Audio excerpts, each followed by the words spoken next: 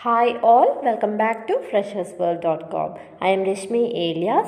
In today's video, we will be discussing some of the problems which will help you to crack the government exams. Moving on to the first question. What is the circumference of the largest circle that can be inscribed in a square of side 14 centimeter?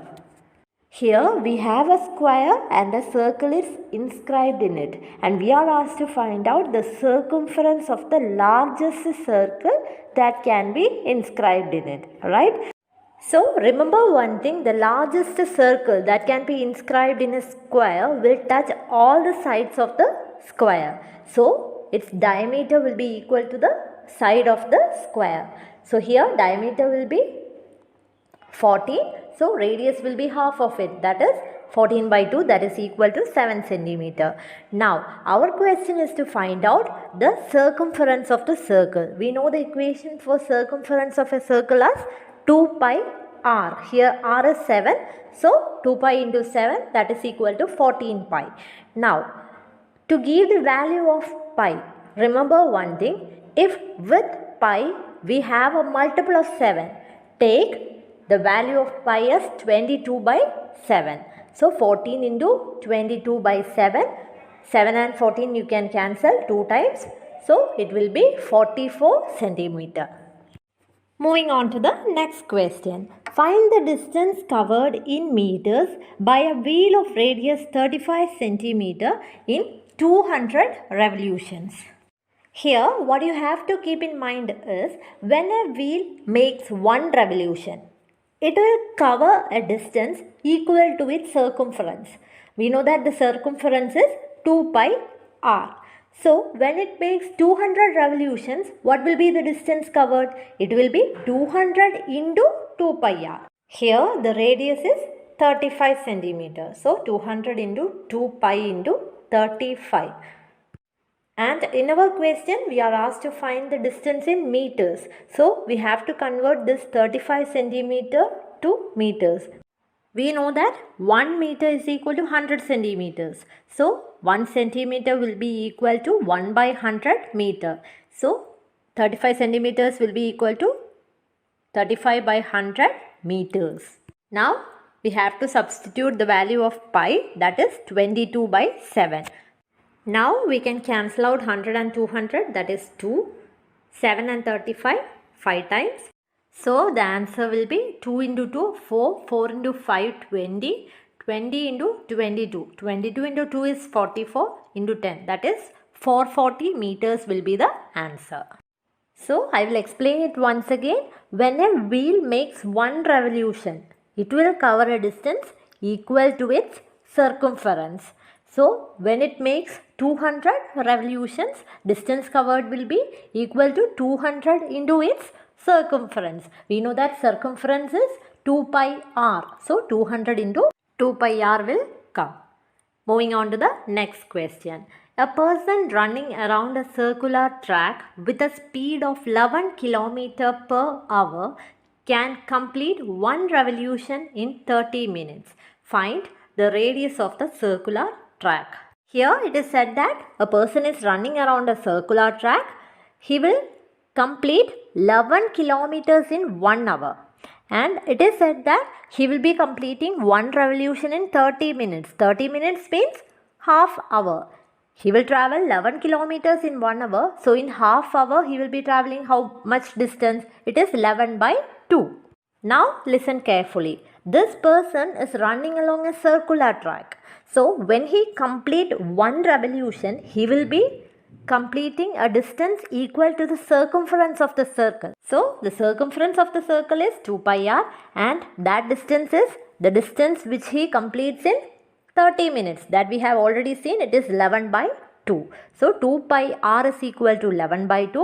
Pi is 22 by 7. So 2 into 22 by 7 into r is equal to 11 by 2. Now we can find the value of r. R is equal to 11 by 2 into 22 by 7. When going to the other side, we have to take the reciprocal. So 7 by 22 into 2 will become 1 by 2 when going to the other side. Here we can cancel out 11 and 22 2 times.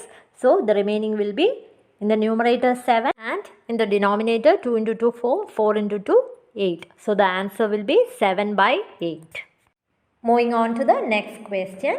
If the sides of a triangle are in the ratio 1 by 2 is to 1 by 4 is to 1 by 5 and the perimeter of the triangle is 190, find the largest side.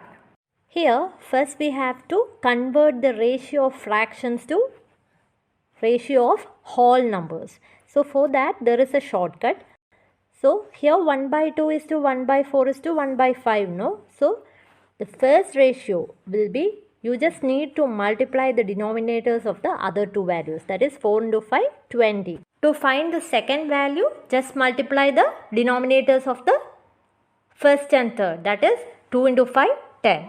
In the same way, third value will be, you just need to multiply the denominators of the first and second, that is 2 into 4, 8. So we got the ratio as 20 is to 10 is to 8. This we can again simplify. So dividing throughout by 2, you will get it as 10 is to 5 is to 4.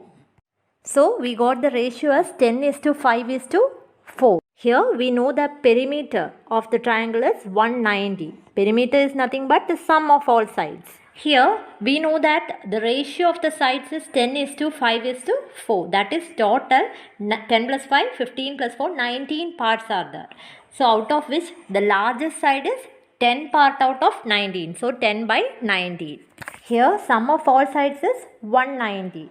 So to find the largest side, you just need to find how much is 10 by 19 of total, that is 190. So 10 by 19 into 190, 19 and 190 you can cancel. So 10 times 10 into 10 is 100. So the answer will be 100 centimeter. Next question. Two cylinders of the same volume have the radii in the ratio 3 is to 5. Find the ratio of their heights. This question is very simple and you can directly write the answer without even thinking. That is, if two cylinders having the same volume, if the radii is given, to find the ratio of their heights, what you need to do is just take the square and interchange it. That is, here 3 is to 5. Take the square. So it will be 9 is to 25. So the ratio of their heights will be, you have to interchange that. That is 25 is to 9. So the answer will be 25 is to 9. This question can be asked in other way. That is, ratio of the heights will be given. Then you will be asked to find out the radii. Let's see one question. Two cylinders having the same volume have their heights in the ratio 1 is to 3. Find the ratio of the radii. So here what we have to do?